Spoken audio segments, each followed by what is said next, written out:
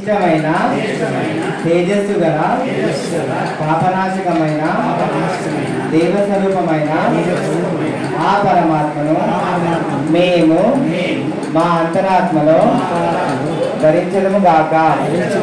ఆ పరమాత్మ మా అందరి యొక్క బుద్ధిని సన్మార్గం వైపు ప్రేరేపించును గాక. మీరు పూజ చేస్తారు కదా, పూజ చేసిన తర్వాత ఈ గాయత్రి మంత్రం చదివి దీని అర్థం చదువుకోవాలి.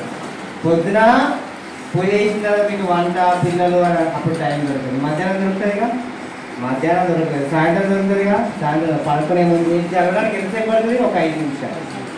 మనకి 24 గంటలు ఉంది. ఇది ఎవరి గురించి? మన గురించి. 5 నిమిషాల గురించి పెంచేది ఈ మంత్రం చదివిన తర్వాత పేజ్ ఓపెన్ చేయండి.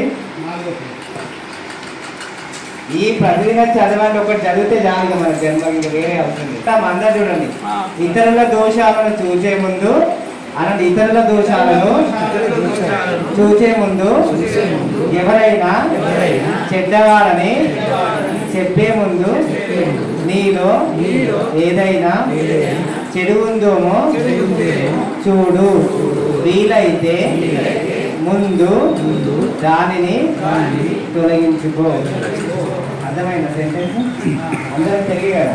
ఇతరులను నిందించడానికి బదులు ఆ సమయాన్ని నీ ఉద్ధరణకు వినియోగించు.